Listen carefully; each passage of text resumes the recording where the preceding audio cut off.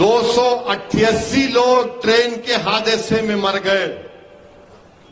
हमारे prime minister भी पहुंच गए, मगर कैसे हादसा हुआ वो मरने वाले नहीं मालूम किस किस के भाई बहन थे।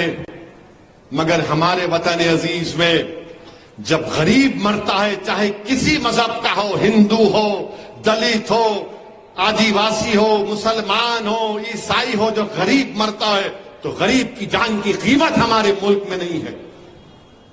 सब मरते हैं, मगर दलित जब गरीब मरता है, मुसलमान या गरीब हिंदू मरता है, कोई उससे कोई इंसाफ नहीं होता। 2 दिन 4 दिन अखबार में न्यूज बनती है, उसके बाद कोई उस गरीब को पूछ कर नहीं देखता। आपको मालूम, आदिवासी लोग हमारे मुल्क में 70 लाख आदिवासी लोग डिस्प्लेस हो चुके हैं, कोई पुरसाने हाल नहीं। 288 लोग मर गए, इसका ले लो, मौज बनाओ, मगर कैसे मरे उसका जवाब कौन देगा? क्यों मरे उसका जवाब कौन देगा? क्या वजीर आजम के जाने से इंसाफ हो जाएगा? अब सीबीआई को दे दिया आप। मेरे अजीज दोस्तों और बुजुर्गों, अफसोस होता है, तकलीफ होती है जब इस तरह के नजारे हम देखते हैं। 3 ट्रेन, 1, 2, 3 ट्रेन में टक्कर, और विश्व गुरु की बात नरेंद्र मोदी करते हैं।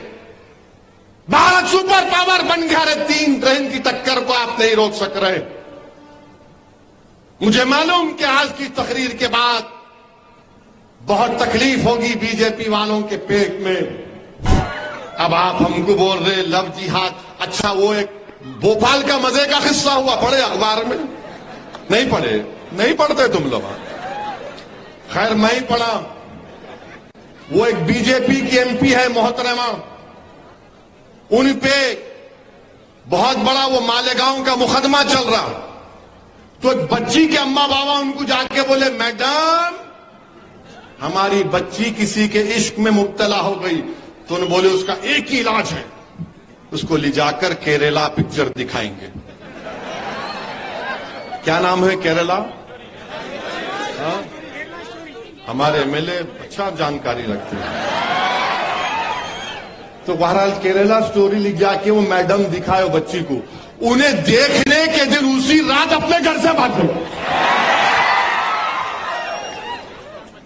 अरे क्या दिखाया रे भाई तू उसमें?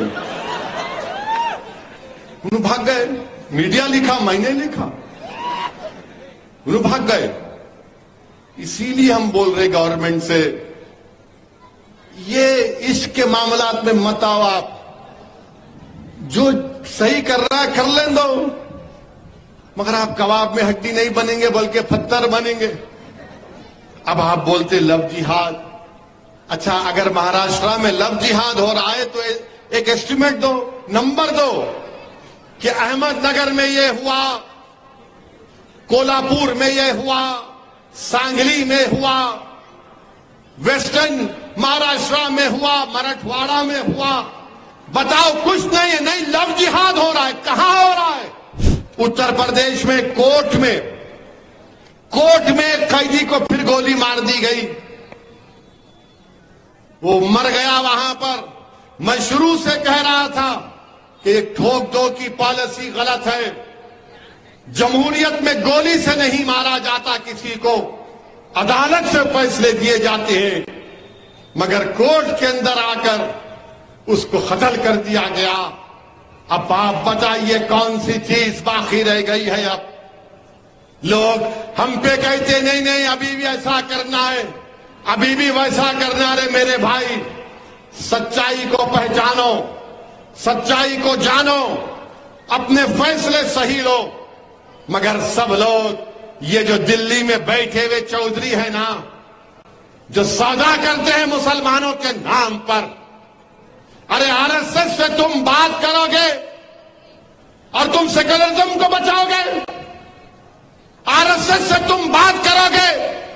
अरे बाबा, ये तो बताओ, महाराष्ट्र में आपने हुकूमत ने 50 जलसे करवाए, किसके नाम पे? लव जिहाद के नाम पे। अच्छा, आपको मालूम लव जिहाद पहले कहां शुरू हुआ था? सबसे पहले माने लव जिहाद का मतलब कोई माने झूठ धोखा देना। अब मैं बताता हूं आपको, कल अगर कोई संघी आरएसएस या अंबेडकर का दुश्मन या मुसलमानों का दुश्मन या संविधान का दुश्मन लव जिहाद बोला तो बोलना रे चुप। अब सुनो, ये एक आदमी का नाम था आपटे, एक आदमी का नाम था मदनलाल पावा। आपटे कौन था, मदनलाल पावा कौन थे मालूम आपको? नहीं मालूम, पढ़ते नहीं ना, खाली ये बस खिलौना देखते रहते। नहीं नहीं नहीं नहीं, नहीं। कितने लाइक आए रे देख, कितने आए देख, इंस्टाग्राम पे कितना देख। अरे क्या है, पढ़ो जरा। बहरहाल ये आपटे मदनलाल पावा गोडसे के साथ मिलकर महात्मा गांधी के कत्ल के मुजरिम हैं। इन्होंने महात्मा गांधी को कत्ल किया। तो ये जो आपटे हैं, इन्हों शादीशुदा थे, आपटे शादीशुदा थे, मगर चोंच मारने की बीमारी थी इनको। अब ओल्ड सिटी के हैदराबाद की जबान में तो बोलते मियां बुढ़ा हो गया, दीवारा कूदना छोड़ दे। तो मैं नहीं बोल सकता, मगर बोलते मैं नहीं बोलता वो, उसमें भी बोलता हूं आपको। तो आपटे क्या थे, शादी कर लिए, मंगर रंगीले थे। तो आपटे क्या करे, एक क्रिश्चियन बच्ची थी, उसका नाम मनोरमा था, उससे इश्क में मुब्तला हो गए। शादीशुदा थे, उससे रंगरलियां मना रहे थे। उन्होंने बंबई में पढ़ते थे, तो इन्हों जाके इनको चौपाटी पे लेके जाते थे, बैठ के पिक्चर देखते थे बहुत बार। अब नहीं बोल सकता, 12 लंबी कहानी। अभी महाराष्ट्र कोल्हापुर में एक धरना हो गया, 30,000 आरएसएस के लोग रोड पर निकल कर आ गए। और क्या निकल कर आए कि किसी ने टीपू सुल्तान की फोटो लेकर निकला, तो आप रोड पर निकल कर आ गए।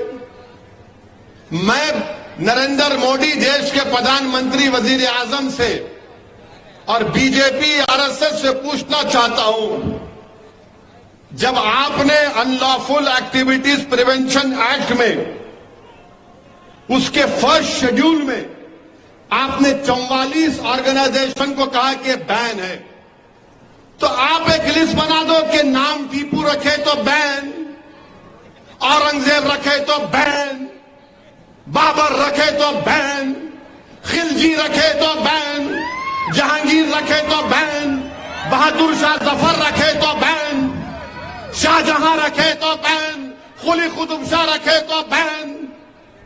निकाल दो लिस्ट। ये नाम भी नहीं रख सकते आप, बोल दो। टीपू की फोटो लेकर गए, तो उनका एक मिनिस्टर है महाराष्ट्र का, गार्डियन मिनिस्टर दीपक केसरकर उनका नाम है। उन्होंने बोले कि हम 21 लोगों को पकड़ लिए। फोटो रखना जुर्म है, तो बताओ कौन सा सेक्शन है आईपीसी का? आपके पास प्रोहिबिटेड लिस्ट है, तो नामों की लिस्ट भी बना दो आप, और बोल दो कि असदुद्दीन ओवैसी नाम नहीं रखना, वरना उसकी जबान से भड़काऊ भाषण निकलता है। अगर आपने हमारे चैनल को सब्सक्राइब नहीं किया है, तो आम पब्लिक चैनल को सब्सक्राइब कीजिए और हाँ, बेल आइकन जरूर दबाइए।